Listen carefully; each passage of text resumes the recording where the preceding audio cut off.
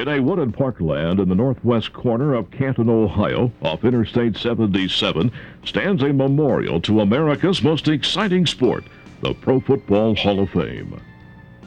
This nationally acclaimed museum is situated not far from the site where the National Football League was founded in 1920 and where the Canton Bulldogs were crowned the NFL champions in 1922 and 1923. The Pro Football Hall of Fame is filled with dynamic and entertaining exhibitions that recapture every phase of pro football's 100-year-old history and at the same time pays homage to the great players, coaches, and contributors who have been accorded membership into the Hall. Each year, a class is inducted, giving them a permanent place in the game's history. Such was the case on August 1st, 1992, when 4 new members were officially presented. If you were there, it will be an emotional reminder of the occasion. If you were not, the experience here may prompt you to visit the museum and its annual induction ceremony at some future date. Bringing the total membership in the Hall to 164 are defensive quarterback and punt returner on special teams for the Detroit Lions, Barney. Administrator for Oakland and the Los Angeles Raiders, Al Davis. Tight end for the Baltimore Colts and San Diego Chargers, John Mackey. Running back for the New York Jets and the Washington Redskins, John Riggins.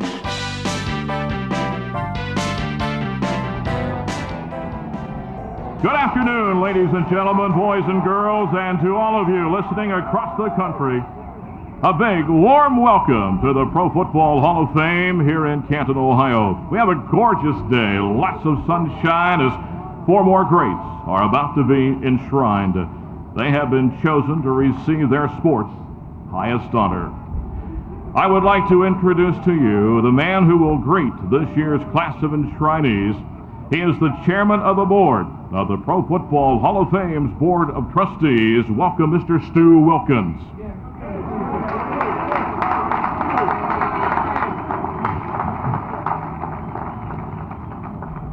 Now, let's meet those chosen to be honored today.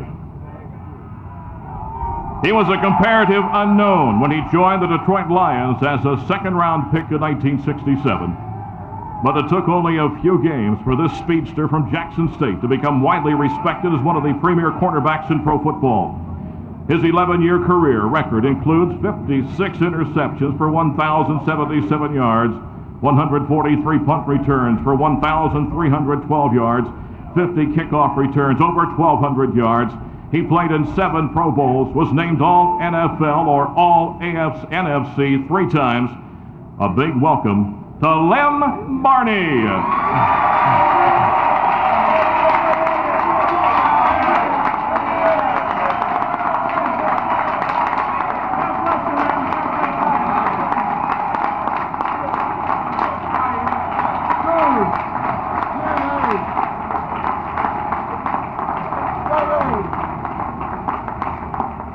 See, after all these years, Lem is still a gamer. He is recovering from surgery on a ruptured Achilles tendon. He's been on crutches, helped by a wheelchair. Today, it's his time. He discards them. Out he comes on his own.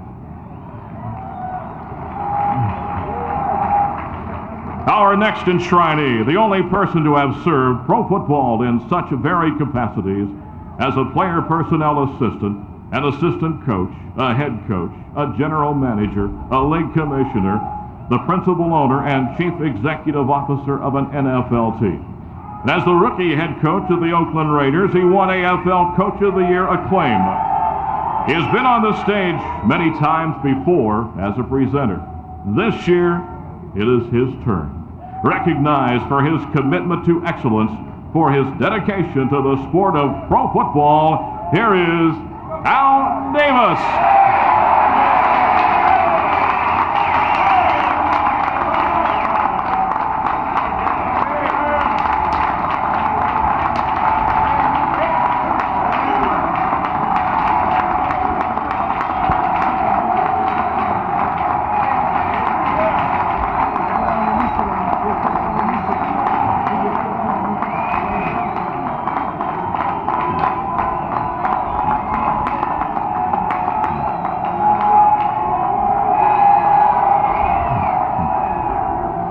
In 1963, this enshrinee was the second-round draft pick of the Baltimore Colts. He was a strong blocker, had breakaway speed. He loved to run over tackles after catching the ball. He loved to wipe out the defensive end and then go after the linebacker. He was the only rookie named to the Pro Bowl in 1963. He was viewed as the modern-era prototype tight end. He's a five-time Pro Bowl star, and in 1969 was named the best tight end in the first 50 years of the NFL. A welcome for John Mackey.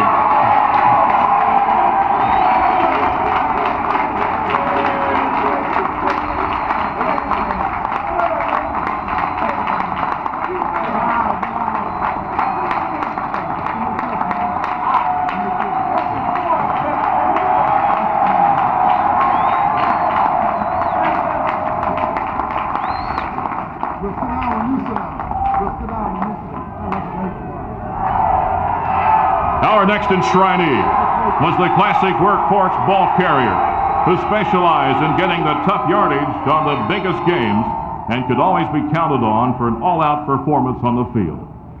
He was named the most valuable player in Super Bowl 17 after he carried the ball 38 times for 166 yards, a tireless worker. He rushed for more than 1,000 yards in a season 5 times. In 1983, he scored an NFL record 24 touchdowns, was named the NFL Player of the Year by the Maxwell Club. A former #1 draft pick of the Jets, played 14 bruising years with the Jets and the Washington Redskins. Welcome, John Riggins.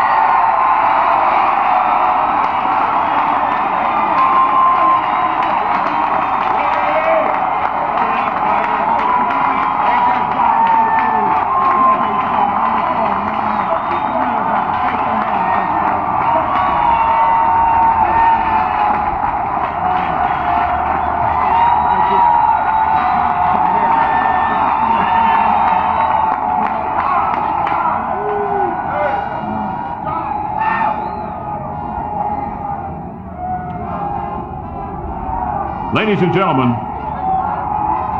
it is now my pleasure to introduce to you a very lovely and a very talented lady.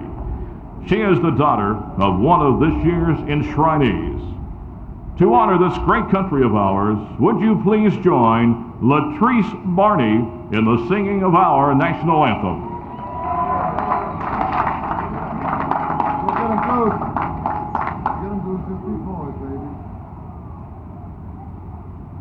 Oh, say, can you see by the dawn's early light what so proudly we held at the twilight's last gleaming, whose broad stripes and bright stars through the perilous fight o'er the ramparts we watched were so gallantly streaming, and that rocket's regular, the bombs bursting in air, gave proof through the night that our flag was still there. Oh, now say, does that star-spangled banner yet wave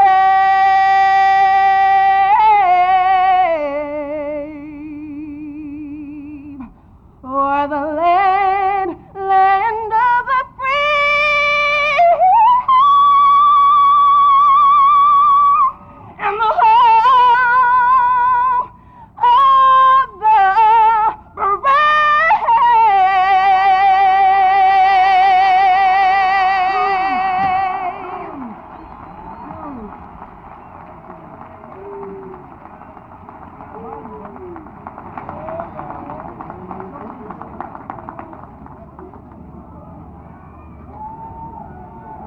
Outstanding job. To give all of you a big welcome, here's the mayor of this great city of Canton, the Honorable Richard Watkins.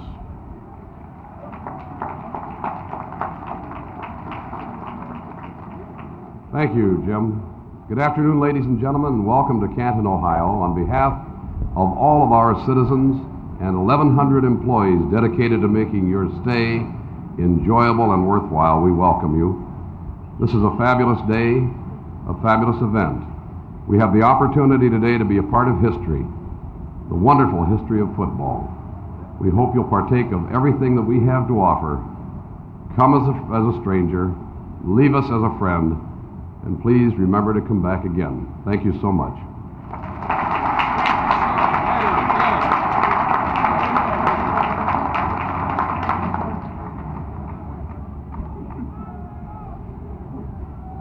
For the past week, we've had thousands of people attending different events around the city. Those festivities revolving around football's greatest weekend. It's all built around one event, the enshrinement of more greats from the world of pro football, and it's that time. Our first presenter, Jim David, was a six-time All-NFL defensive back with the Detroit Lions from 1952 to 1959, and the Lions defensive coach for the first 6 years of Lem Barney's career. Today, Jim David is here to present his former star player, Lem Barney, for enshrinement. Welcome, Jim David.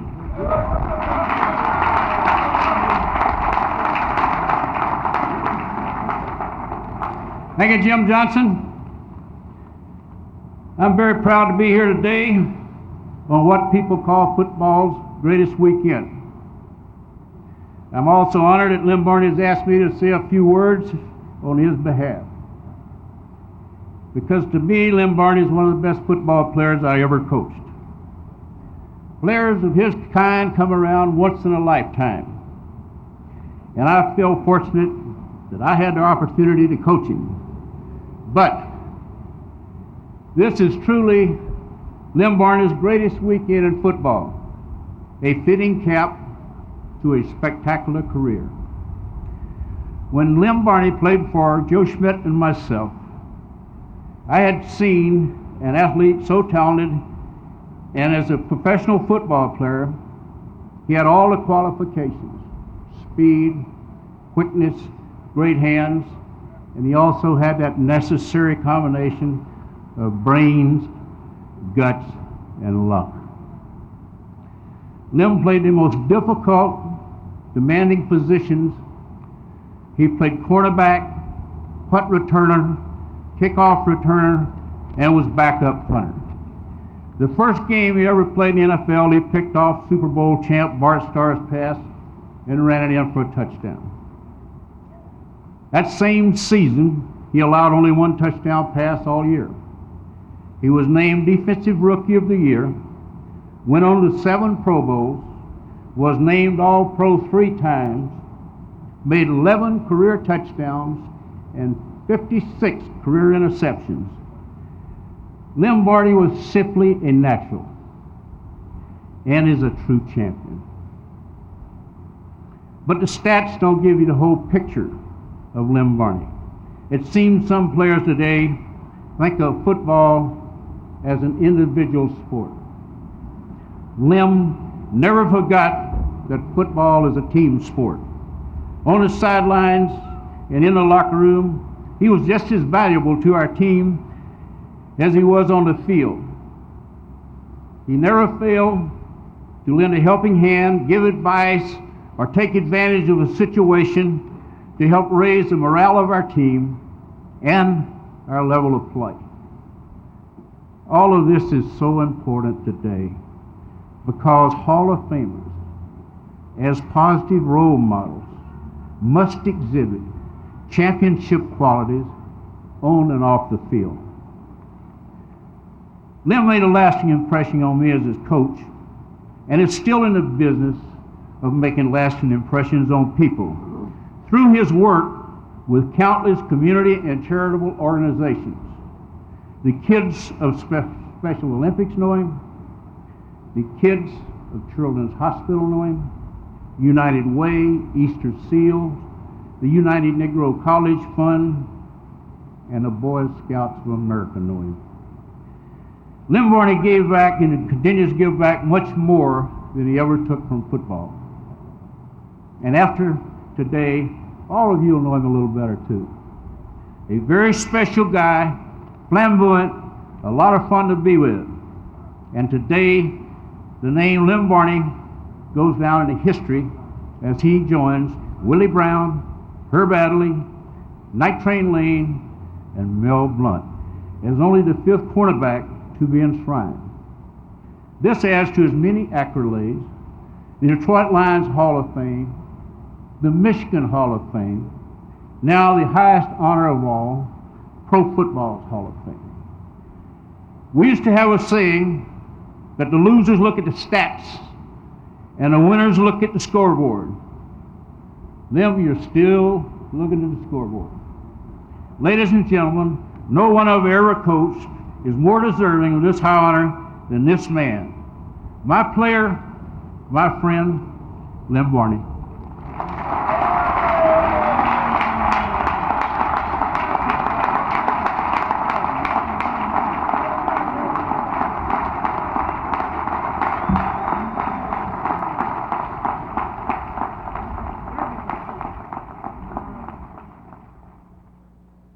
Thank you very much, Coach Jimmy David.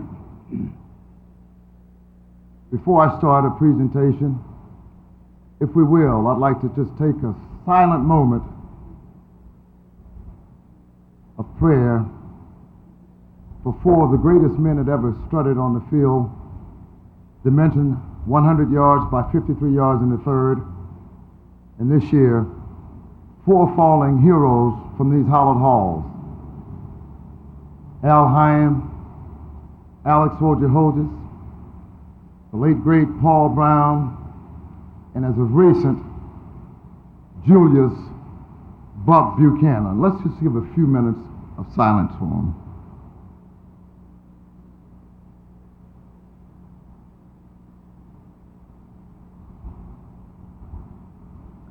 Thank you. Thank you very much.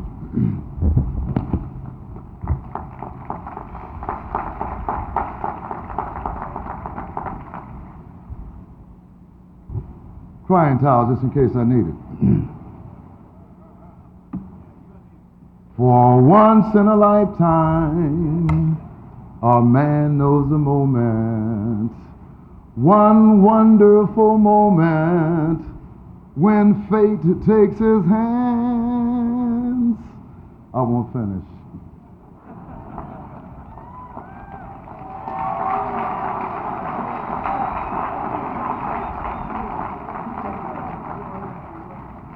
But this is my moment, and I'm most pleased and fortunate that you're here to share it with me. I said all along for many years, success, accomplishments, and achievements are no good unless you have someone that you love to share it with. Today, you share this moment with me. To the presenters of these great men, to the fellow Hall of Famers, to the class of 1992, to their wonderful families, to my families, to my legions of fans, to my throng of supporters, and to my multitude of well-wishers. Today, if I had something to leave as a message, it would be of thanks and of gratitude and all-involving love. Thanks to my family for the support that's been rendered, not only through the good times, but as well as the bad times. Most graceful to the eternal for the God-given skills, talents, and attributes that I was given. To have played a game that I dreamed of one day becoming the best player to play in the National Football League. To my mom and dad, who are not here physically, but I know they're here spiritually. My mom and dad, who are my role models, my heroes, my mentor. To my friends, more importantly, to my teammates from the sandlots, through prep school, through collegiate ball, and on to the National Football League. Thank you for your encouragement, for your support, for your motivation. Life does not always deal us fair hands, but the hands that life deals to us, we must play them. We must play the game of life in order to win, and win at all costs. No one ever dreams of getting to this spot once he comes into the National Football League. If anyone ever dreams of getting into the Hall of Fame, he's having a nightmare. One dreams of being able to utilize his God-given skills and talents and attributes to make them manifested, to make them fruits. I believe my skills and talents were manifested. Football for me for 20 years was a way of life. I enjoyed it. I whistled while I worked. And at every opportunity I had, I tried to promote victories and wins. Life has been good for me. And if I died tonight, I wouldn't die blue, because I've experienced some great things in life.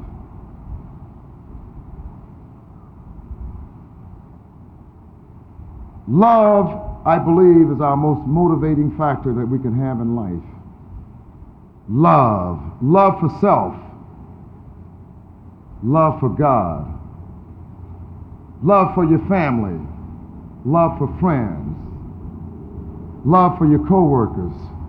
Love for your community. And love for this country. Love, our most powerful, powerful weapon. So once said that love is the only game in town that's not called off because of darkness. Love is powerful. I'd like to culminate my acceptance by rendering what I believe is the world's greatest love song ever written, penned by one of the world's greatest lexicographers, great disciple, Brother Paul. It comes from Corinthians 1:13. It simply states,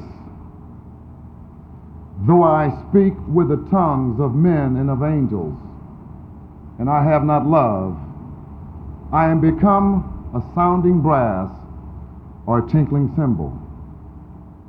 Though I have the gift of prophecies, to understand all mysteries and understand all knowledge, and have all faith so that I could remove mountains, and have not love, I am nothing. Though I bestow all my goods to feed the poor, though I give my body to be burned, and have not love, it profits me nothing. For love is long-suffering, but love is kind. Love envieth not, love wanteth not, and love is not all puffed up. Love does not behave itself unseemingly, does not seek her own. Love thinketh no evil. For love rejoices not in iniquities, but love rejoices in truth. Love hopeth all things, endureth all things, beareth all things. For love never faileth. But where there is prophecies, they shall fail. Whether there is tongues, they shall cease. And whether there is knowledge, it shall vanish away. In the last of those scriptures it says, "And now abideth hope, faith, and love. But the greatest of these three is love. I thank you very much. God bless you, and I love you.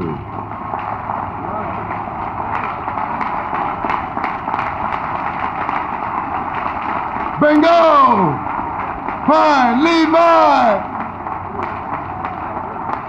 For the third move.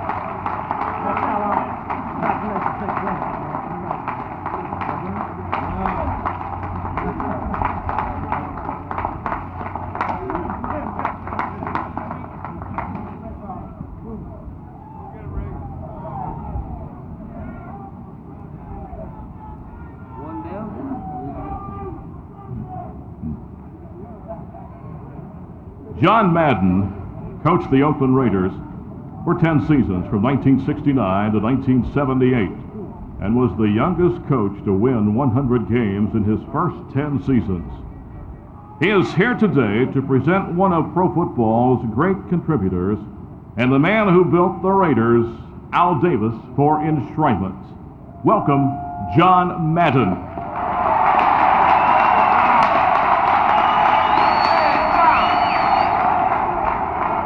Hey!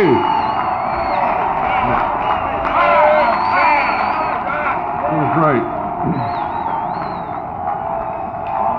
I'll tell you, this is great. This is what it's all about.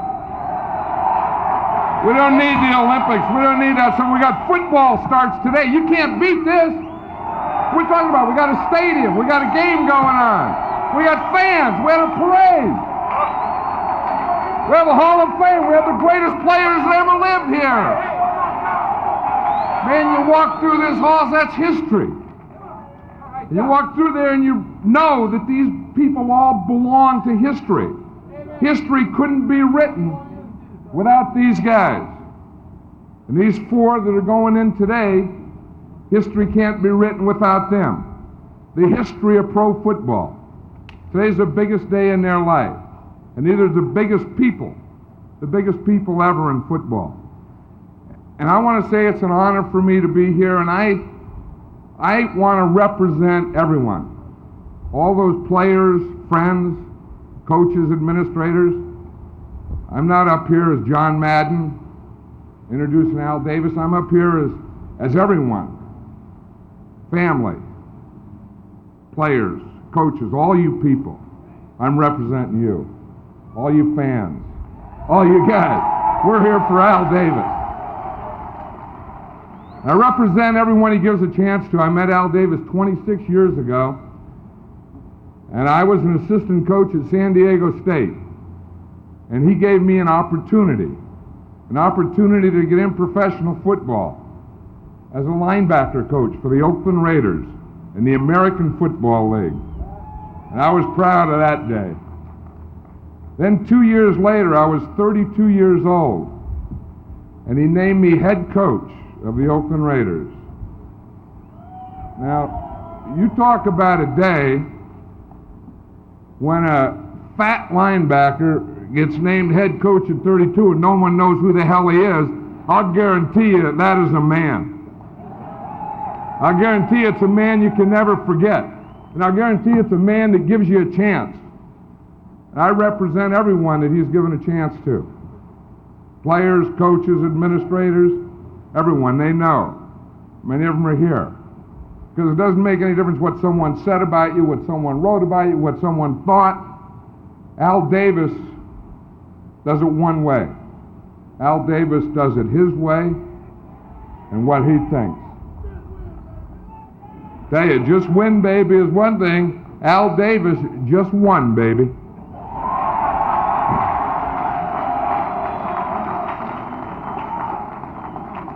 Yeah, we know all the things that he's done. He's done everything in professional football.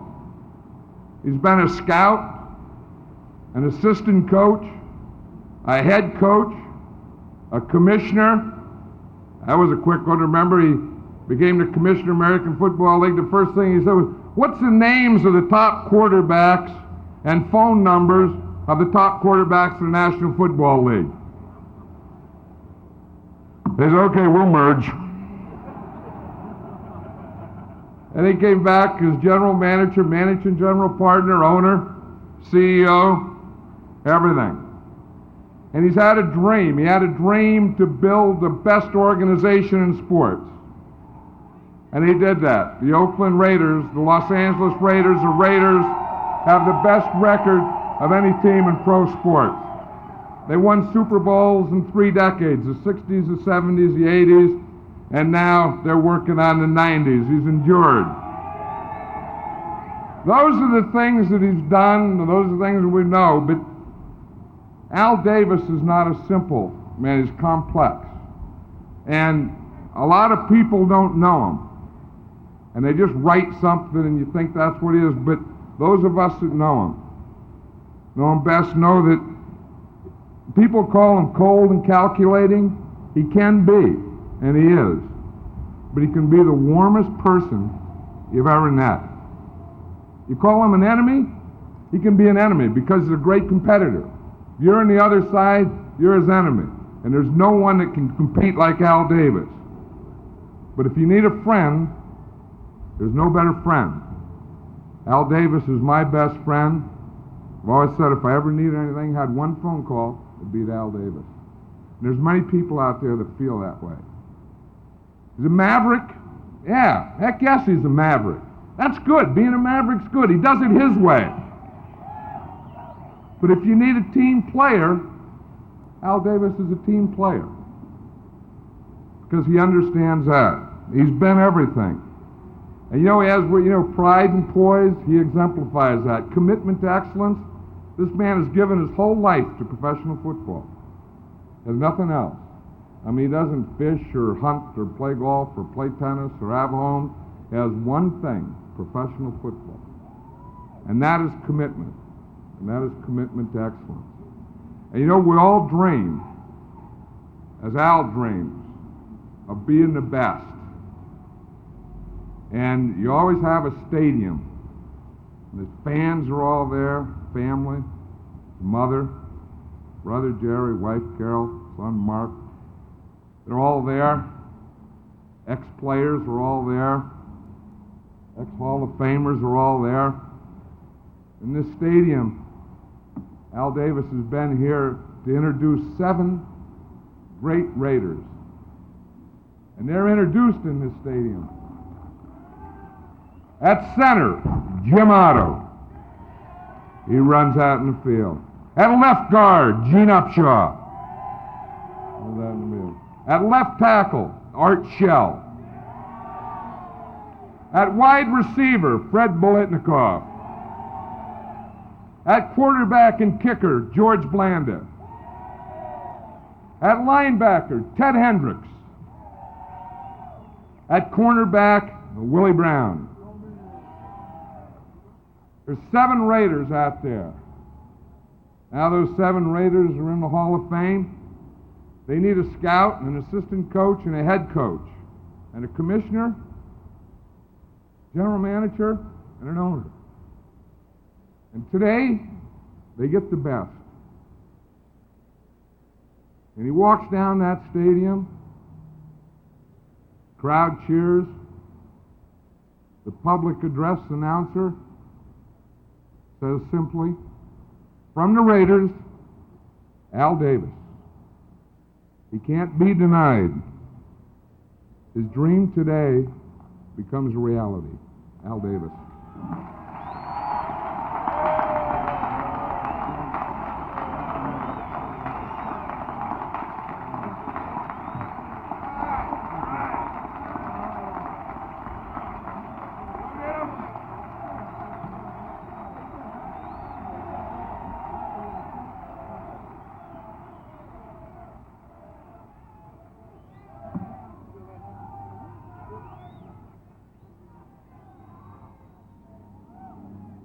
Thank you, John Madden. As someone pointed out, John Madden was a brilliant coach. He's a loyal friend, a Raider. His record is self-explanatory. His 103 victories in 10 years of head coaching parallels the best in the history of the game.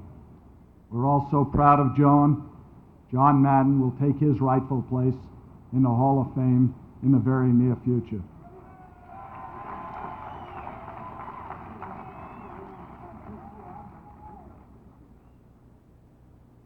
We think so much alike that I think he stole my speech, or at least he took most of it last night. I want to thank the Hall of Fame Selection Committee for your tenacity in selecting me to the Hall of Fame. As the great Winston Churchill once said, you never gave in, never gave in, never, never, except to convictions of honor and courage, and you fought for my selection, as well as another and many numerous media people throughout the country. I shall never forget that. I am grateful to you.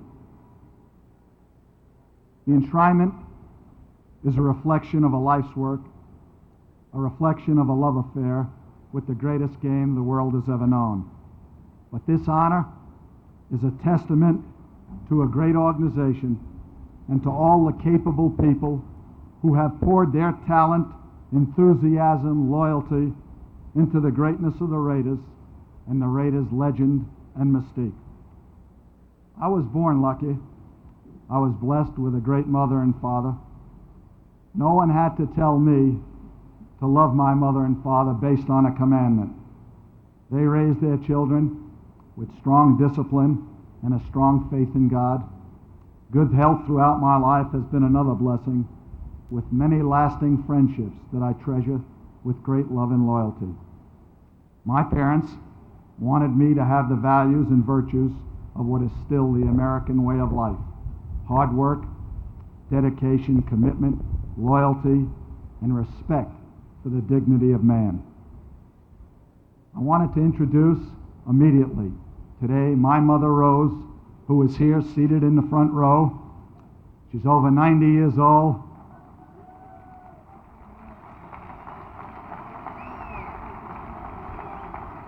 Thank you, baby. My brother Jerry and his family, and of course my dad, who isn't here, who is a proud guy and a self-starter. I'm sure he is looking down on us today. My parents, in their own way, encouraged me to dominate. I tell you this quick story in Florida. It was about 6 years ago. I was seated in a very prominent restaurant with my mother and some of the top people in professional football, some of the top writers, and we were talking about signing of players, and my mother asked me, "How are you doing?" And I said, "I've got problems. I haven't signed Mike Haynes, Todd Christensen, Lester Hayes, and I named 2 others. And I said, they just want too much money."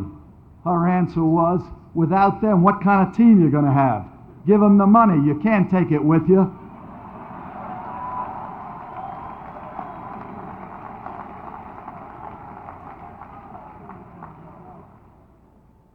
And I gave them the money. I learned early on in life that if you're going to lead, if you're going to dominate, the golden rule, do unto others as you would have others do unto you, is not necessarily right. You must treat people in a paramilitary situation the way they want to be treated, not the way you want to be treated. To do that, you must learn about them, learn their cultures, and allow for their individual differences. We never wanted our players, or even our friends, to fit into rigid personality molds. There's a place in this world for mavericks. Stand up for principle, defy custom at times, be right, do not hurt others. That individualism encouraged me to go forward, and my heroes when I was a young boy, dared me to dream. I had come from Brockton, Massachusetts to Brooklyn, New York over 50 years ago. I was about 6 years old. We had no TV, little radio, and 8 great newspapers. They were my eyes and ears. Pro football had little popularity, but I was immediately inspired by 2 great organizations at the very young age, between 6 and 12, the New York Yankees and the Brooklyn Dodgers. Let me tell you what the Yankees represented. They represented size, power, dynasty, intimidation, the home run, the ability to take players from other teams and put that Yankee uniform on them, and they would play great. The Dodgers of Branch Rickey was speed, the development of young players, fundamentals, a way of playing the game, and the willingness to pioneer. I always thought early on you could take these great qualities of these organizations and encompass them into one.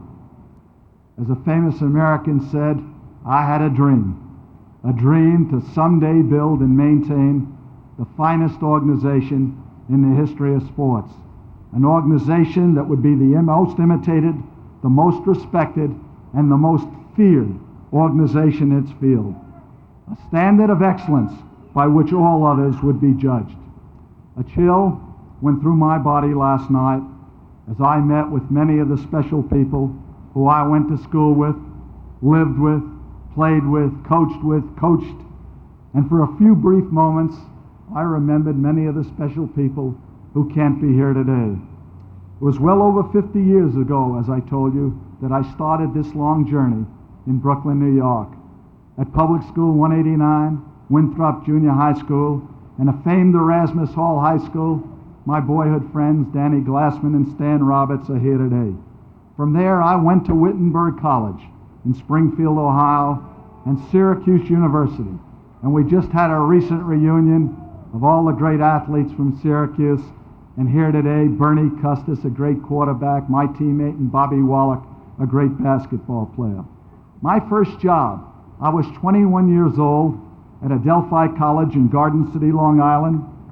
Herman Mason, a great magazine writer, gave me a chance to write newspaper and magazine articles that attracted the coaches around the country. I then, at 24 years old, had a team called Fort Belvoir, Virginia. It was a team that fought to be the #1 service team in the nation. Last night, 7 of the great players were here from that team, and I was certainly honored. I worked in 1954 as a scout for the Baltimore Colts and Weeb Eubank. Then on to the Citadel, and there I had a great player, Angelo Coya, who's with me to this day as a scout for the Raiders. And in 1957, Don Clark, the late Don Clark, a magnificent human being, hired me as an assistant coach at Southern Cal. There, I coached 2 of the greatest players who've ever played this game, Willie Wood, a Hall of Famer, and Ron Mix, a Hall of Famer. Dorothy Clark is here today. I go to 1960, when the American Football League prospers. A new league was formed. I want to tell you, I learned at a very early age, to be great and just win, you need great players. And boy, does that help you win. I joined the Los Angeles Chargers in 1960 and went to work for Sid Gilman, who sits on this stage as a Hall of Fame enshrinee. It was like a science laboratory to learn, study by a master. I never thought that anyone could outwork Al Davis. I loved every day of work, looked forward to it, and I have great respect for Sid, and of course his wife Esther, who at that time was to me the standard bearer for football coaches' wives. From the Chargers, the great Lance Allworth, the great Ron Mix are here today. You know, it was in 1963 that it was on to Oakland. I was 33 years old. I was the head coach, general manager, and I can remember attack, pressure, the vertical game, the bump and run, just win, baby, dominate, commitment to excellence, the famed silver and black, pro football's dynamic organization, take what you want, pride and poise, and I could go on and on. The reborn players, the holy roller, the miracles of George Blanda, ghost to the post, the immaculate reception, but time doesn't allow it. I want to pay tribute to the vision of a man such as Ed McGaw, who was one of the founders of the Raiders, and whose confidence in the destiny of the Raiders and myself never wavered.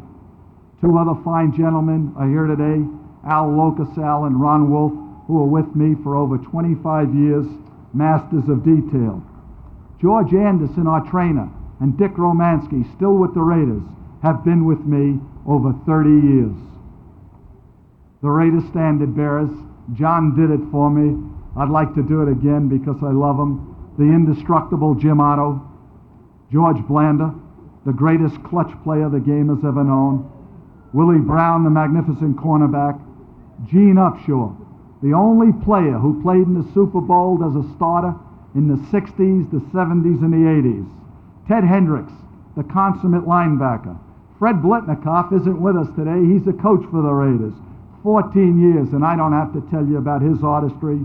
And of course, the magnificent Art Shell, the giant head coach of the Raiders today. And then you take Tom Flores, a star player who coached us to 2 Super Bowls. You throw in Al Davis, and you've had as diverse a group as you could find in this world. And yet, there was a common bond. They played for the organization.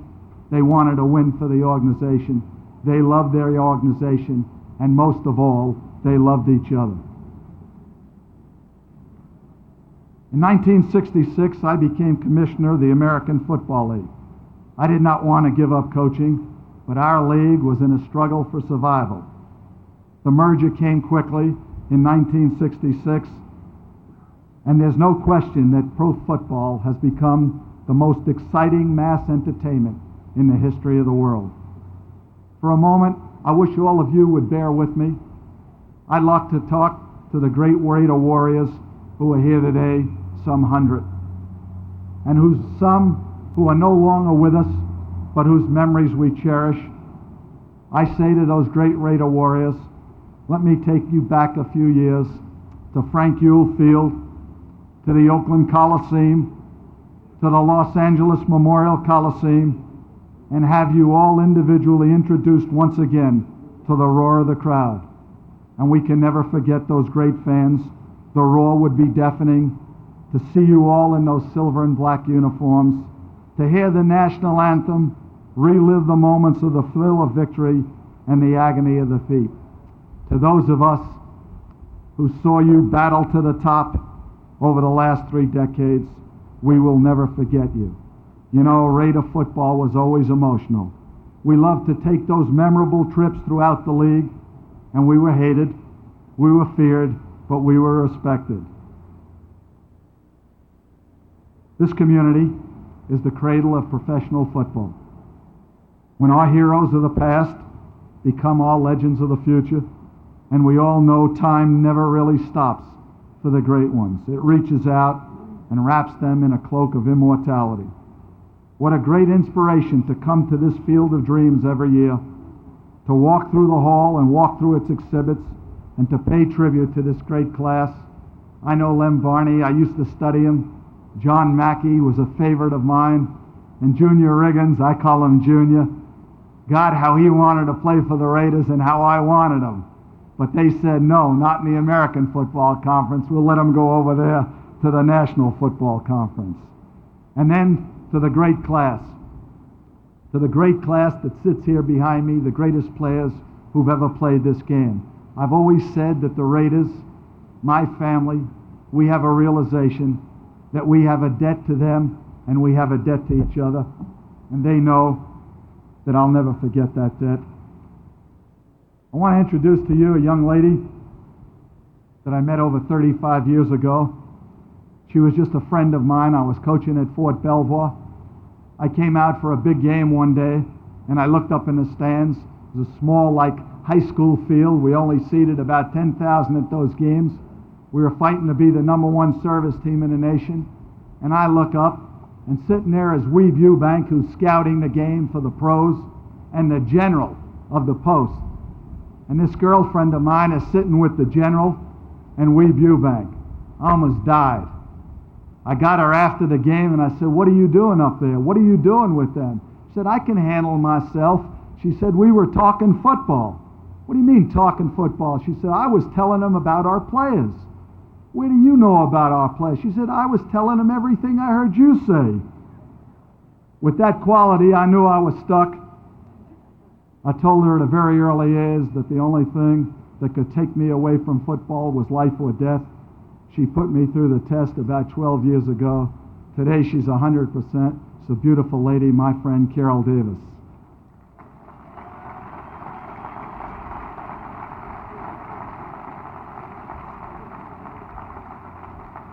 My son, Mark Davis, I'm proud of him, his friendship to me and Caroli, and most of all, his human qualities. And they really believe, and he does, in the dignity of man, and he has a love for people, and I'm proud that he represents me and that I represent him. Names of some people who are here that I have great affection for, great fondness for, that have touched my life: Hank Stram, John Ralston, Joe Alioto, Jack Brooks, Ed McGaw, Bob Albo, Sam Berkovich, Bill Walsh. Their names will ring down the corridors of time in my life. Aside from my will to win and my commitment to excellence, I want to read just a few things to you that happened recently that I thought you'd get a kick out of. This gentleman here, Claude Jones, is a famous bank robber. 24 banks that he robbed, but he's also the greatest Raider fan in the world. I just want to read a few words of his to you. The psychologist said that the problems that has led to his crime spree were deep-rooted and more complex than Raider passion gone astray. Though his crimes were trying to seek revenge against everyone who turned on him, the Raiders, through it all, remained loyal. I robbed 24 banks. I didn't have anything left, but there was always hope with them. Jones plans to write Raider owner Al Davis a letter of apology. I've embarrassed the team, he said. I would tell him that I lost control, it was my fault. I robbed banks to go to Raider games, but the Raiders didn't tell me to rob banks. I should have finished school, got a better job, and made enough money to pay for myself. Jones hopes Davis will understand. I also wish I could hire his lawyers. In the end, he said that my commitment to excellence, this is Jones, my dream when I get out of prison is to go to work for the Raiders. I'd like to do anything for them. I'd like to do anything constructive. The only thing I wouldn't do their banking.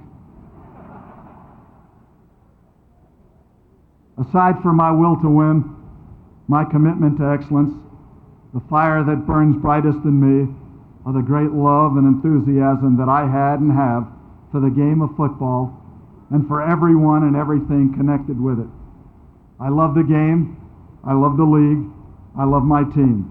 But more important, I wanted to embellish all of them to agree, never surpassed, and seldom have ever equaled. I think that I've known every facet of this game, whether from the inside or outside, whether in collaboration or in opposition when it was necessary. I have labored in this vineyard, this cradle, with the objective of making the league itself a working combination of both discipline and freedom. I shall always believe that great people inspire in others the will to be great. To the people of Canton, to the late Bob Snyder, you have inspired me by your receptiveness, your enthusiasm. I shall cherish this honor for the rest of my life. I thank you very much.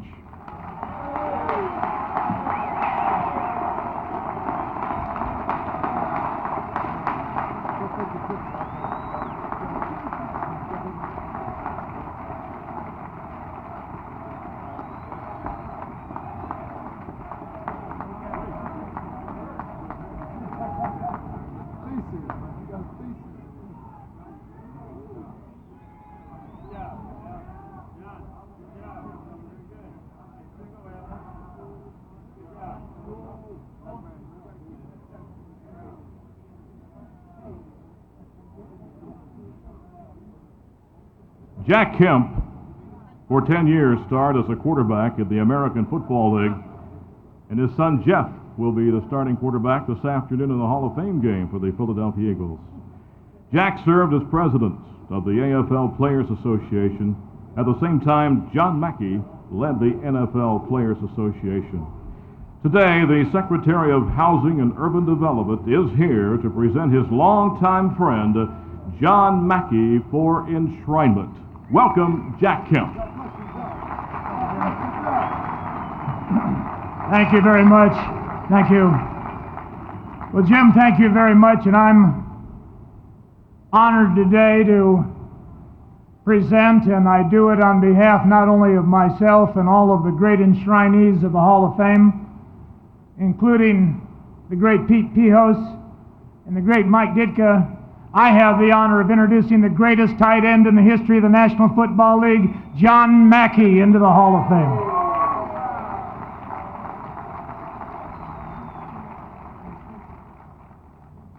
Jim, I want to thank you for introducing me as the father of one of the quarterbacks of the Philadelphia Eagles.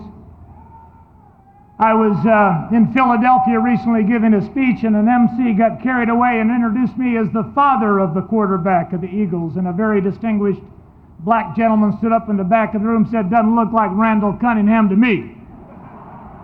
I'm not Randall's daddy, I'm Jeff's daddy. We'd like to have his arm and his money, but I want to say that my wife and I are thrilled to be among the fans and friends and family of John Mackey. Of all his accomplishments, All-American in high school in football and basketball and track, All-American at Syracuse in football, All-Pro 3 times, Pro Bowl 5 times, 10 years in the NFL, finishing with the Chargers in San Diego after 9 years under Coach Shula with the Baltimore Colts. I want to introduce John Mackey's greatest accomplishment. Above all the things he'd done on this earth, his greatest accomplishment, his dear family, his wife Sylvia, Laura, Lisa, Kevin, Sandra, Butch, and their precious grandchildren, Vanessa and Benjamin. Stand up, Sylvia. Stand up. Kevin, Lisa, Sandra, Butch, Laura, Vanessa, and Benjamin. You see, you can't understand John Mackey until you understand his family. You can't understand John Mackey until you know his mom and his dad. I never met his father, the Reverend Walter Mackey of the Mount Sinai Baptist Church in Hempstead, Long Island, New York. The Reverend Mackey was a man of integrity and character and honesty and tenacity and audacity and a great belief in human beings and a great belief in our Creator. When John was picked by Ben Schwartzwalder to go to Syracuse, Coach Schwartzwalder sent him 3 airline tickets, sent it down to his mom and dad, and Reverend Mackey said, "We can't accept an airline ticket, we'll drive. I don't want you to be beholden to anybody, John Mackey." John ended up at Syracuse, the roommate of Ernie Davis.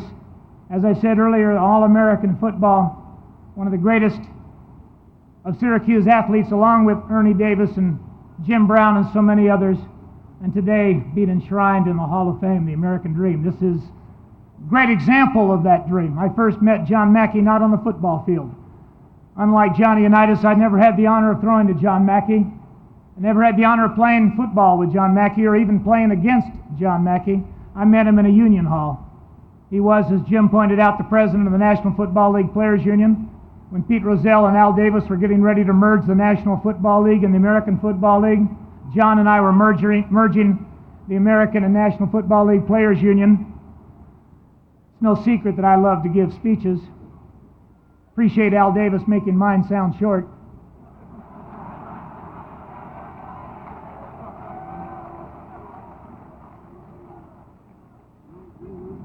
I'll rue the day, he said. But I started off speaking to all the player reps of the AFL and the NFL, and John Mackey didn't say a word, didn't talk for the longest time. Finally, he just said a very few words, and with those few words, he motivated and inspired and moved men from one position to another position, which is the ultimate example of leadership in our society. I finally, after the meeting was over, said, "John, why didn't you speak longer?" He said, "Jack, my papa taught me to learn to listen." He said, "If you listen, you'll be the smartest man in the room. You'll know what you know. Besides that, you'll know what other people know. You'll be the smartest man in the room." Mackey was the smartest man in the room. He was the smartest player on the team, maybe other than Johnny Unitas and Coach Shula. I really believe that it's a mistake to call John Mackey a rebel. He wasn't a rebel. He was a catalyst. He was not rebellious. He was a leader. He understood labor and understood capital. He understood the needs of the employee and recognized you can't have employees without having employers. That we had to represent the best of the working man, but we had to have a successful business. He was a bridge. He was a great professional football player and leader who happened to be black, but he was a bridge between black and white. Dr. King gave that speech on the steps of the Lincoln Memorial, in which he said he dreamed of a day in which America would be free to look at our children not on the basis of the color of their skin, but on the basis of their character and the content of their character. John Mackey is that bridge. He's making better dreams come true in America, working between black and white and labor and management, between enterprise and working men and women. He cares about this country. He cares about our family. He's a man who's truly been blessed, who recognizes the biblical injunction that those who've been blessed have an obligation to be a blessing to their family and to their community and to their country and ultimately to the world. I want to give you not only a great football player, not only a great family man, but I want to give you a great American, the personification of Dr. King's dream, the great John Mackey of the Baltimore Colts, the next enshrinee of the 1992 class.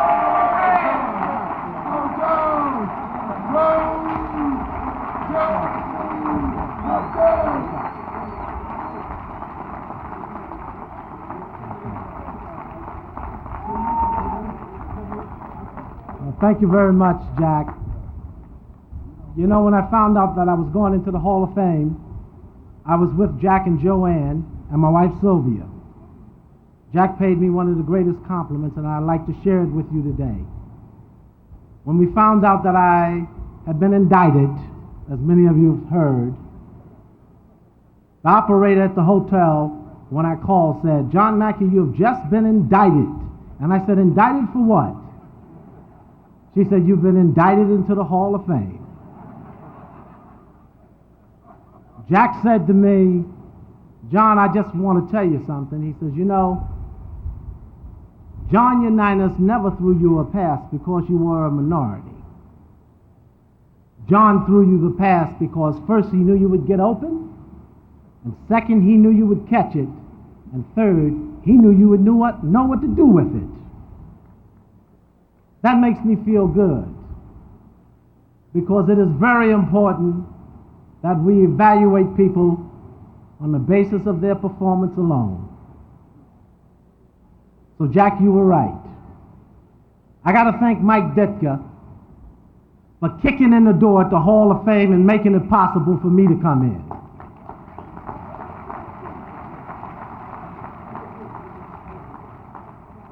I'm going to stand in the door until the rest of the tight ends get in. You know, it takes a team to get to the Hall of Fame. I want to introduce you to the team that was there for me on Monday after the Sunday game. There when it hurts. My quarterback and roommate for 29 years, Sylvia.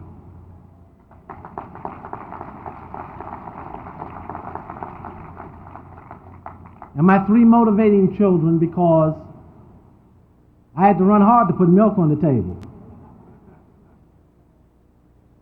Lisa, will you stand up? Laura, and you know I had to run real hard to feed this one. Kevin. There are a lot of people I need to thank. I'll start with my father, Reverend Walter Mackey. He used to say to me when I was in high school, he'd say, "Son, I know you scored a touchdown, but where are your feet?" I had no idea what he was talking about. I want him to know he's 87 years old. He couldn't be here today, but I know he's watching. I want to tell him first I love him, and second, I know where my feet are. I keep them placed on the ground so I keep my head out of the clouds. It was my father who said, my father always said to me, "Monitor what you're becoming in the pursuit of your goals." I didn't know what it meant when I was a little boy, but I know what it means today. He wanted me to live my life so that it would be a beacon, a shining light for others to follow. And I understand now.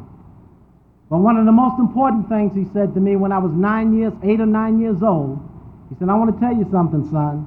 If you don't pass in school, you're not going to play on the field." So I always tried to pass in school. My mother passed. Her name was Ma Mack. We call her Ma Mack.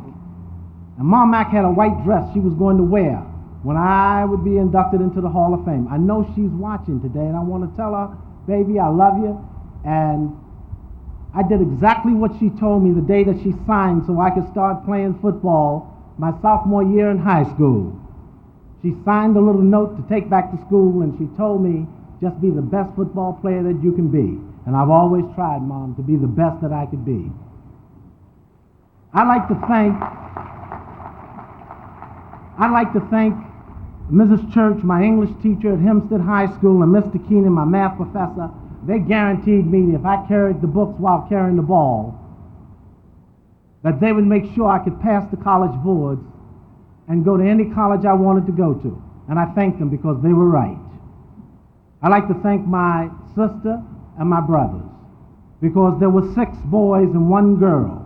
They taught me about competition, because I had to fight for my fair share at the dinner table. I'd like to thank Jim Brown. Jim Brown was an idol. He came from Long Island, and because I saw him at the playgrounds, and then I saw him go to Syracuse University, and then I saw him play in the NFL, and he looked like me, it made me believe that I could do the same thing, and I thank him for that. I got to thank Ben Swartzwalder, my head coach at Syracuse University, and the coaching staff, first for giving me number 88 instead of number 44. Number 44 was a running back. They told me I was a tight end. I thank them for that. I'd like to thank Syracuse University for the great education that they gave me in preparing me for life after sports. And to my coach, Joe Zomathy, who's sitting over there, who taught me how to hit. He didn't teach me how to run pass patterns, but he taught me how to hit. But he taught me something that's even more important. He said, son, you spend 4 years at Syracuse University, I demand that you get more than a touchdown. I got a good education. Thank you, Joe. And to the Baltimore Colts, I want to say the first person I met when I joined the Baltimore Colts in 1963 was the equipment manager, Freddie Schuback. Freddie said, I shine your shoes every day, I polish and I clean your helmet, I press your practice uniform. I demand that you play the way I make you look. And I say to Freddie, I'm still playing the way you make me look.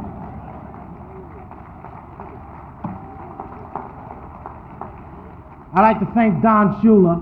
Don Shula was a rookie coach when I was a rookie.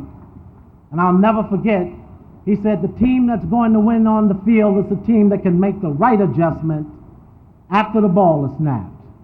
And I say to Don Shula, I'm still making adjustments after the ball is snapped. And to Jim Mutchler, who came out of retirement, who was the tight end for the Baltimore Colts years before I came in, he came back to teach me how to play tight end. He told me if I never remembered anything, just remember this. Just get off on the count. And I'm still getting off on the count, Jim. And to Dick Bielski, they thought I'd never learn how to run pass patterns, but we spent hours together. They didn't believe we could do it, but we did it, Dick.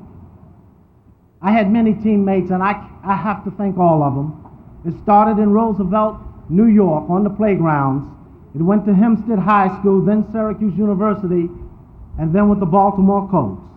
I thank them because I am here because they were there then. They made me what I am. I have always been a team player. I'd like to thank the National Football League Players Association for electing me president in 1970 and having enough faith and backing me all the way. I love them for that. You know, it's a little sad because there are no Baltimore Colts today. But it makes me feel good when I look over there and I see Colt corrals. I see Colt fans, Colt band.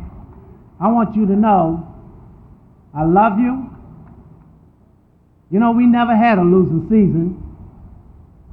And I want everyone to know they were the secret weapon. Now, is there life after football? You bet there is. I got to thank my good friend Leon Wright. Leon Wright told me, he said, I want you to understand just because you're not on the playing field, he said that life is still overcoming obstacles, making adjustments and never giving up. He said, sometimes, John, just like in football, you're going to get sound advice, and other times you're going to get good or bad advice. He said, that happens. He said, but please remember, as you go into the business world, that you can't celebrate too much on victory, and you can't cry too much in defeat. I'd like to thank you, Leon. You were there with me in 1963 when I started, and you're right out there right now.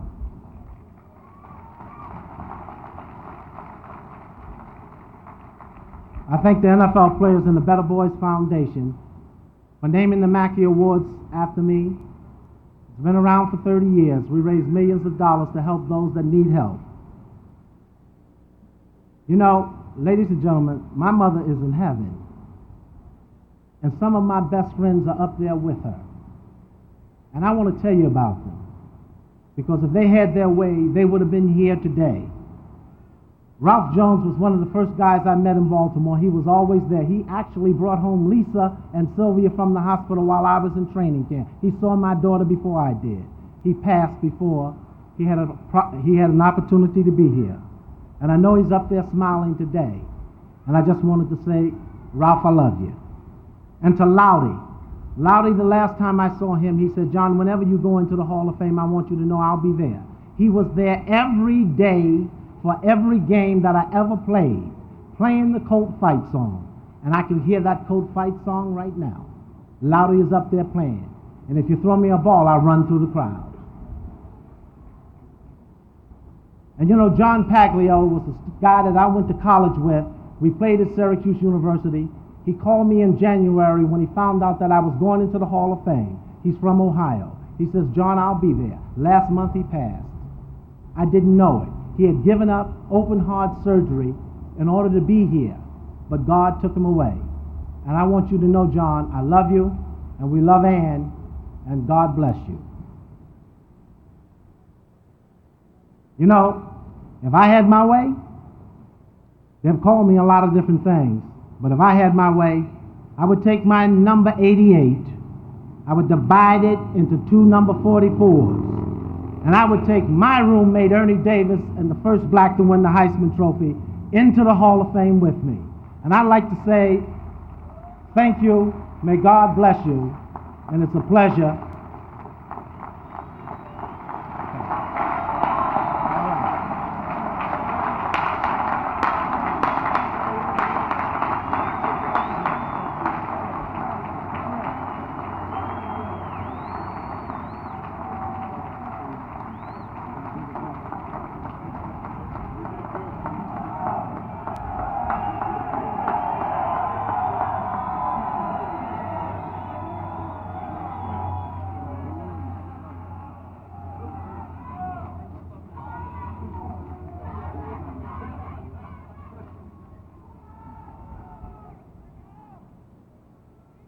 Prior to being named the NFL commissioner, Paul Tagliabue served as an NFL legal counselor out of his Washington office for 2 decades. An avid NFL fan, Tagliabue held Redskins season tickets and witnessed firsthand the great performances of John Riggins. Commissioner Tagliabue is here today to serve as John Riggins' presenter for induction. Welcome, Paul Tagliabue.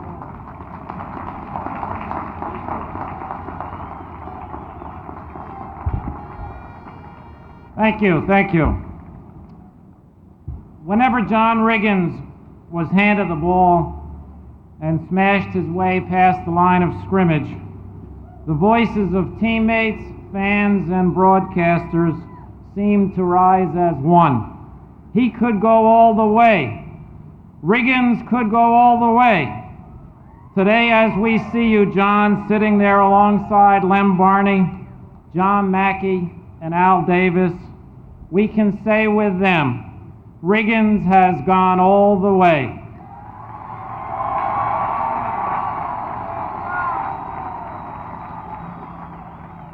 All the way to the Pro Football Hall of Fame.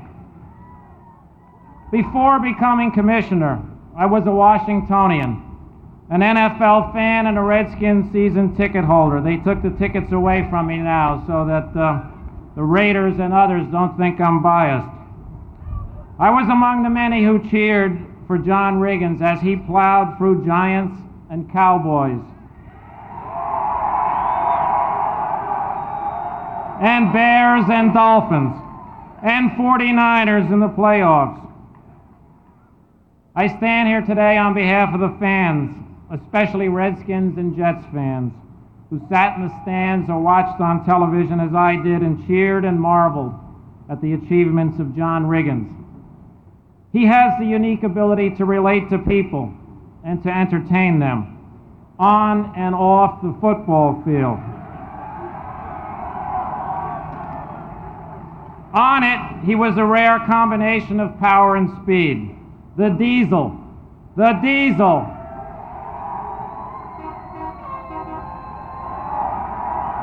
The Diesel.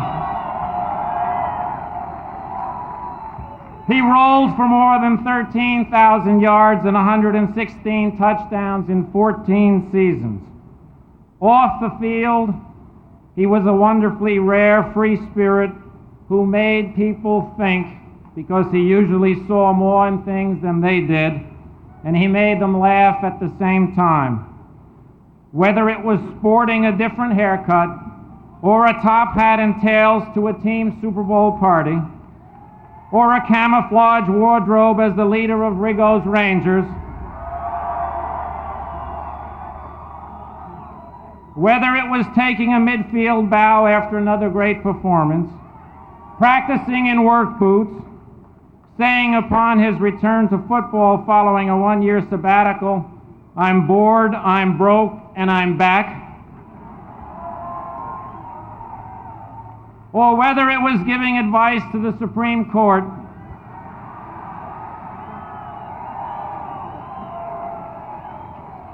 and John, Sandy baby, did appreciate those roses.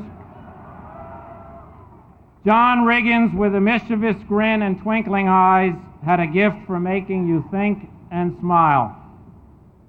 But John Riggins is not sitting here today because he was a maverick or a rebel or a free spirit. John is here because he was a great football player who played the game with skill, power, and intensity. If there were 61 minutes in the game, he would have played the 61st minute. Beneath the celebrated instinct for merriment, this was a hard-working, hard-nosed, big, fast, powerful fullback with the heart and accomplishments of a champion. That's the definition of a Hall of Famer. So to the list of all-time classic fullbacks: Bronco Nagurski, Marion Motley, John Henry Johnson, Jim Taylor, Jim Brown, and Larry Zonka, Hall of Famers all, we now officially add John Riggins.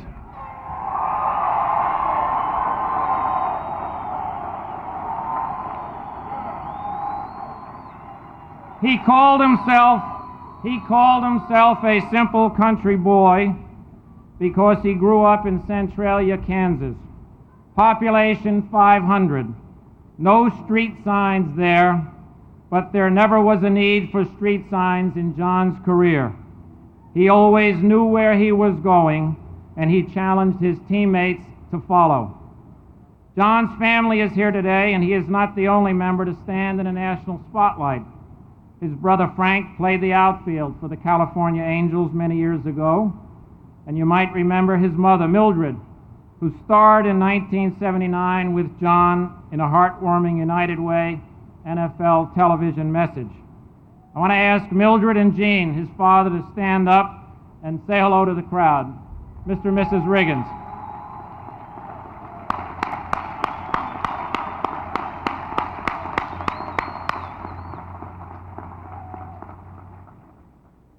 John's Hall of Fame potential became evident in high school and at the University of Kansas. There he broke the rushing records of another future Pro Football Hall of Famer, Gale Sayers. John was all Big Eight, All-American, and he never missed a game or practice.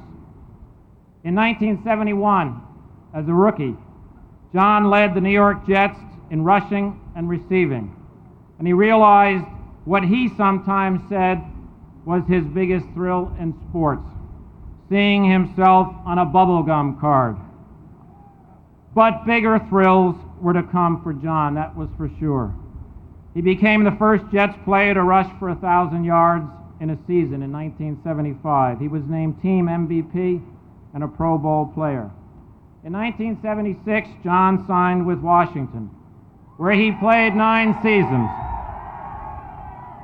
It was then that I sat in the end zone. We had a bunch of Diesel fans around us. They all wore railroad clothes to the stadium. I sat in the end zone and was privileged to watch John Riggins reach his peak, both as an individual performer and as the leader of a championship team. He led the Redskins to Super Bowls in 1982 and 1983 with the blocking of his beloved Hogs, Jacoby, Grimm, May, Bostic, and Stark. He scored 24 touchdowns in 1983, an NFL record that still stands. During the playoffs, he was unstoppable. You remember, I'm sure, he was the most valuable player of Super Bowl 17, rushing a Super Bowl record 38 times for 166 yards, lifting the Redskins to the first of their 3 Super Bowl victories. He was then the cornerstone of a special era in Washington that is still thriving and continuing. The Joe Gibbs years truly began with a handoff to John Riggins. Like most great players, John's career closed with great numbers. In 14 NFL seasons, he gained more than 11,000 yards rushing and another 2,000 yards receiving. His 116 career touchdowns place him third all-time behind Jim Brown and Walter Payton. He ranks today as the 6th leading rusher in the history of the National Football League. But with John, as with so many great players, including Lem Barney and John Mackey, it's not the numbers. It's the man and his moments. He once said, and I like to quote him, "Everything I've done has been in fun. I see myself as an entertainer, and the football field is my stage. If there wasn't anyone in the stadium, I wouldn't be there. What makes it fun is the cheering of the crowd, the fans." John, from one of those in the crowd who cheered, I take the opportunity now to say thank you from all of us. We appreciated what you did. You played to win, and you made it fun. Thank you.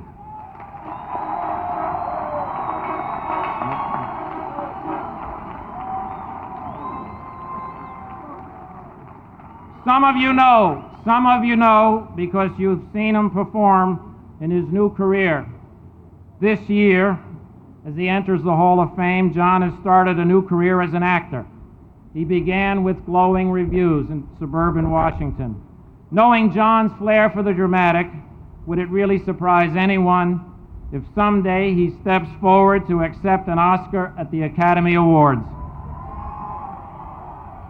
But that is the future. Today is for honoring the past, and so now I have the privilege, on behalf of all fans, and particularly Redskins and Jets fans, to present for induction into the Hall of Fame the Diesel, John Riggins. Super. Go at it, man. All right. Thank you, Mr. Commissioner.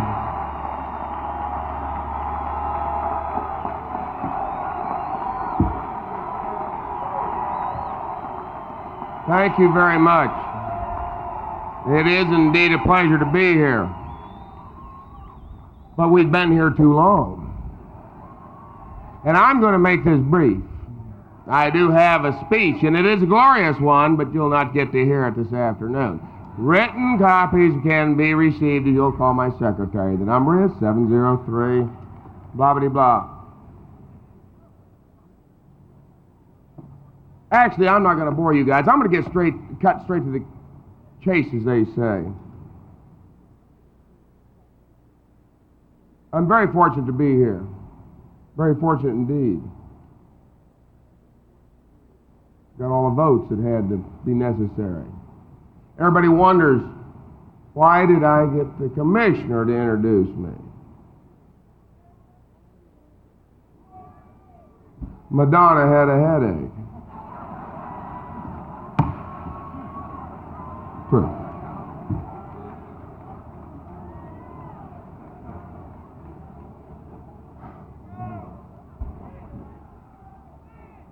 Looking back on the glorious moments I encountered during my 14 seasons in the NFL, my most vivid and heartfelt memories of standing on the field before each game singing the national anthem. That was a very special time for me. I'd realized how fortunate I was to be in the United States of America. And I'd realized the sacrifices that others has made that I might be where I was. In particular, I thought of the men and women of Vietnam. They will always hold a special place in my heart. And there's nothing I can say that's ever going to write that particular chapter of our history. But I want you guys to know, and you gals to know, I'll never forget you, and you are my heroes.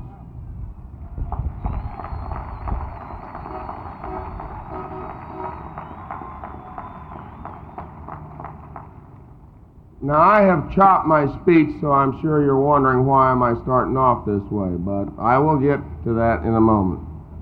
Motivation plays a role in all our endeavors, and I have to admit that for me, motivation was not always a constant. I viewed the game through the wide, starry eyes of a youth when I first came into it. In reality, that's just not the way it is, my friends. This is a business. And the only thing that really makes it a game is the competition that burns in the athletes that play on Sunday afternoon. For me, there was one special time. From the kickoff to the final gun on each Sunday afternoon, I went into each game with the urge to succeed and the fear that I might fail. Realization of the high risk involved in going on the field each time was what got my adrenaline going. Players all thrive on that pressure, and we miss that desperation when we leave. I'm very happy to have served in 14 campaigns in the NFL and come out on the other side with but a few flesh wounds. Professional football is a serious business. And while I enjoyed the thrill of the game on the field, I became quite cognizant that the players seldom win. For every star player who benefits, there are hundreds, probably thousands, who don't enjoy the fortuitous opportunities and do not survive the system. We all go into each game not knowing whether or not it will be our last. And that may be the scariest part of all. Robert Service wrote a poem entitled The Law of the Yukon. Now, I want you to bear with me and feel with me here because I'm going to try to recite, and I am going to recite, a few stanzas of this poem because to me, and to these men that stand behind me, this is what we do for a living and how we try to entertain you, and this is the system, and it isn't the system. This is the game that we play. This is the law of the Yukon, and ever she makes it plain. Send not your foolish and feeble. Send me your strong and your sane. Strong for the red rage of battle. Sane, where I harry them sore. Send me men girt for the combat. Men who are grit to the core. Swift as the panther in triumph, fierce as the bear in defeat. Sire of a bulldog parent, steeled in the furnace heat. Send me the best of your breeding. Lend me your chosen ones. Them will I take to my bosom. Them will I call my sons. Them I will gild with my treasures. Them I will glut with my meat. But the others, the misfits, the failures, them I trample under my feet. Dissolute, damned and despairful, crippled and palsied and slain, ye would spend me, the spawn of your gutters? Go, take back your spawn again. Wild and wide are my borders. Stern as death is my sway. From my ruthless throne I have ruled alone for 1,000,000 years and a day, hugging my mighty treasure, waiting for man to come, till he swept like a turbid torrent, and after him swept the scum. The pallid pimp of the deadline, the enervate of the pen, one by one I weeded them out. For all that I sought was men. One by one I dismayed them, frightening them sore with my glooms.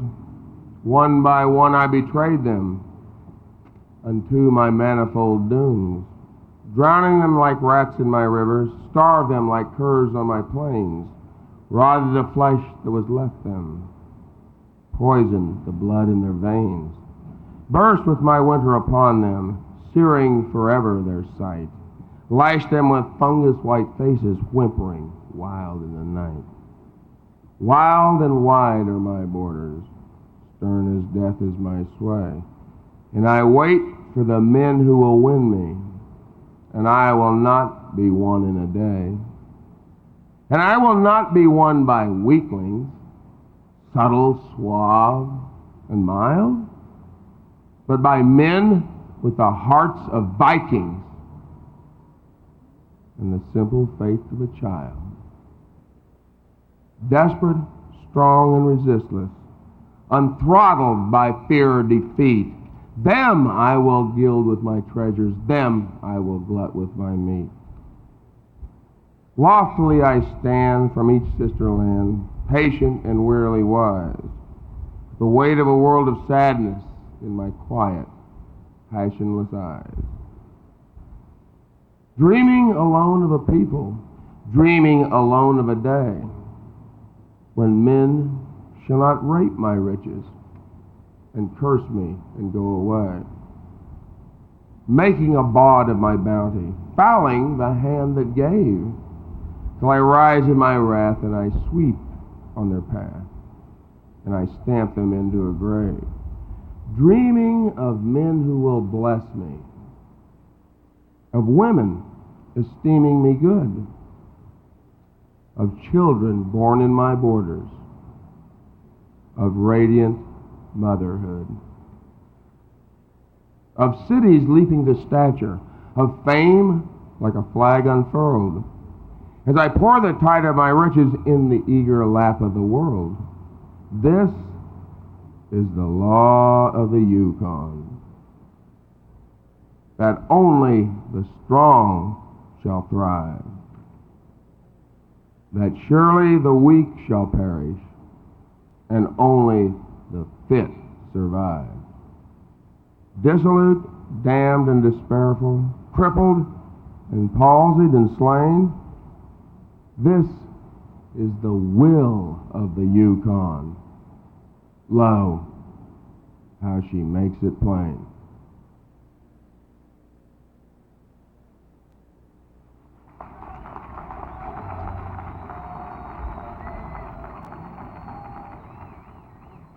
There are many people who have helped me along the way.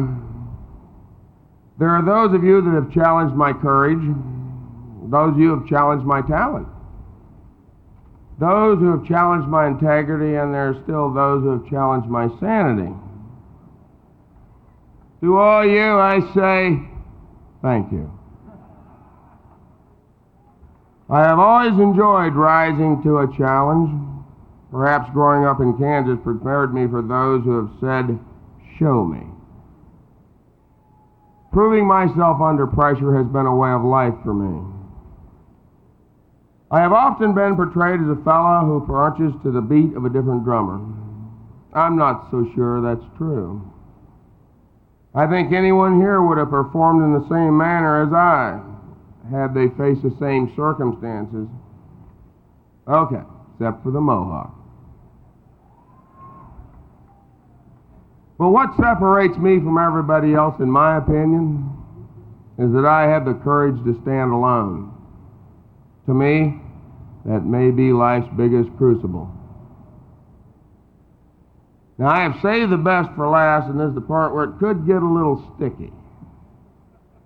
But there are obviously some people in your life that are always there for you, and to them I think we all owe the biggest debt of gratitude, and it's certainly no different in my case. So with that, I just want to say thank you, Mom and Dad. I love you both very much. And of course, you both know what you've done for me. You wanted something better for your children than you had, and you worked hard to ensure that. Of course, the stage would have been easier, but I'll still get a shot at that.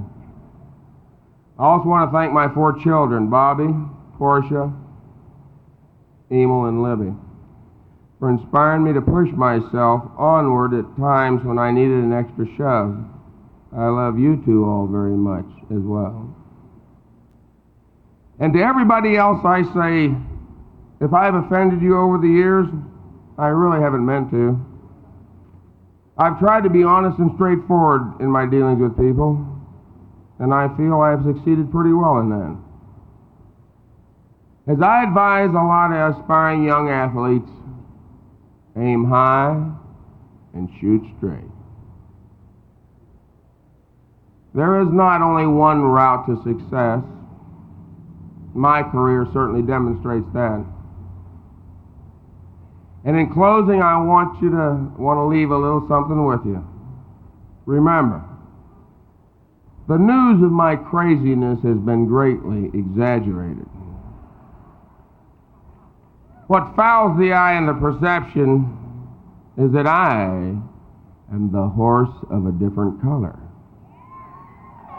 I am the brute with a woman's soul, my mother's. Thank you.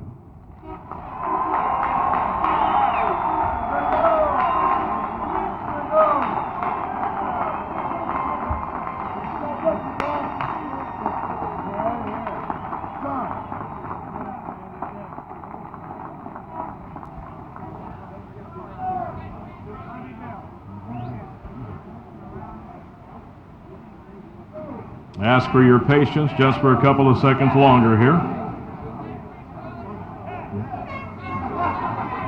Now I'll introduce you to the immediate families, and let's give them a warm Canton, Ohio reception. For Enshrinement Lem Barney, wife Martha, son Lem III, and daughter Latrice. Family members will be coming up here to my right.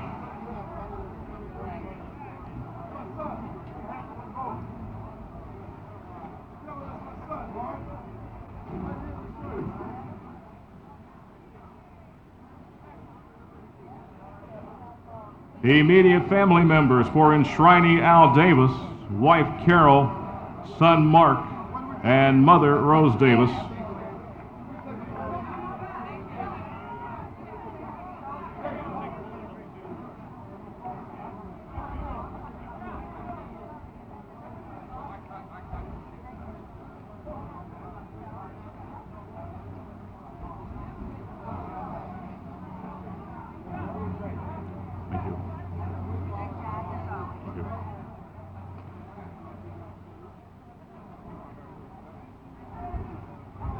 For Enshrinement John Mackey, immediate family members, wife Sylvia, daughters Lisa Hazel and Laura Jill, and son Jay Kevin.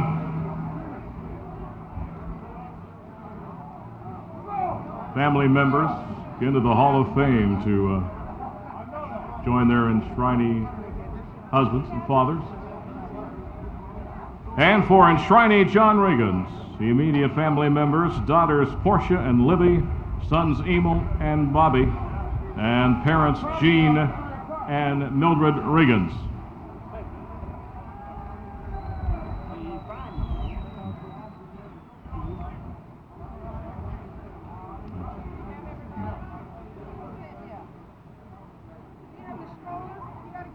Also, we'll call up here the wives of the presenters today.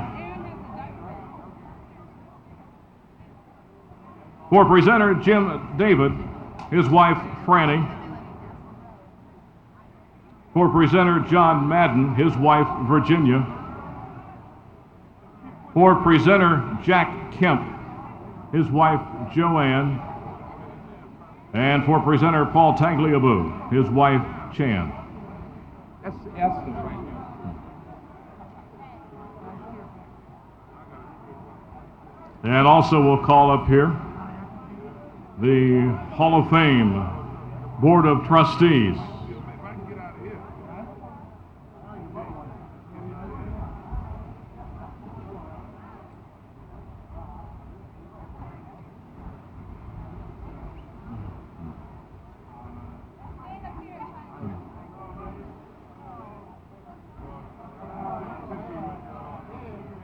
Ladies and gentlemen, these 1992 enshrinement ceremonies are over. We thank all of you for your kind attention, your patience. Have a great day. Drive safely. Thank you again. We'll see you next year.